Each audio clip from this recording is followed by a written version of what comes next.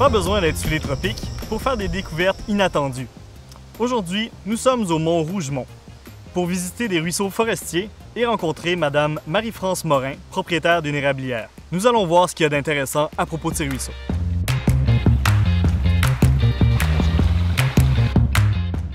Les cuvettes et les ruisseaux forestiers comme celui-ci renferment d'étonnants secrets qui passent inaperçus à l'œil non averti. Ces milieux sont une source de vie incroyable, notamment pour les amphibiens, qui sont représentés au Québec par les grenouilles et les salamandres. Une multitude d'animaux passent leur vie dans ces milieux, passant d'un petit œuf gélatineux à un tétard qui vivra une adolescence difficile.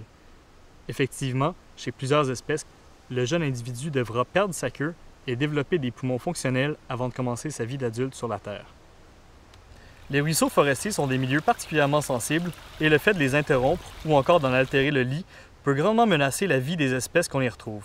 Par exemple, les amphibiens sont tellement sensibles aux perturbations de leur habitat qu'on utilise leur état de santé comme un indicateur de la qualité d'un milieu aquatique. On est ici pour parler de la protection des habitats pour les amphibiens. Puis vous, chez vous, est-ce que vous connaissez où sont les zones humides? Oui, on a identifié les milieux humides chez nous avec les années. Et ces milieux-là, on n'y va presque pas souvent parce que justement, il y a comme beaucoup plus d'eau. Et la végétation est différente, tout ça. Et on évite de marcher, pas que ça défonce. Sauf si on a des travaux à faire, bien là, on attend. On le fait à l'hiver parce qu'il y a un gel. Puis des années, qu'on observe la nature, puis on a un intérêt qui est marqué. On est dans un tout, finalement, c'est un écosystème. On est une famille où c'est important la nature, puis on essaie autant que possible de la préserver. Si on va avoir l'occasion justement de l'observer longtemps, bien, il faut la considérer. Elle fait partie du système.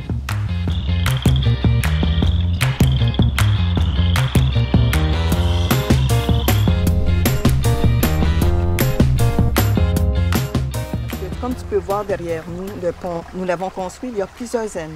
Et c'était dans le but, bien sûr, de nous permettre le passage, mais aussi d'éviter de perturber le cours d'eau.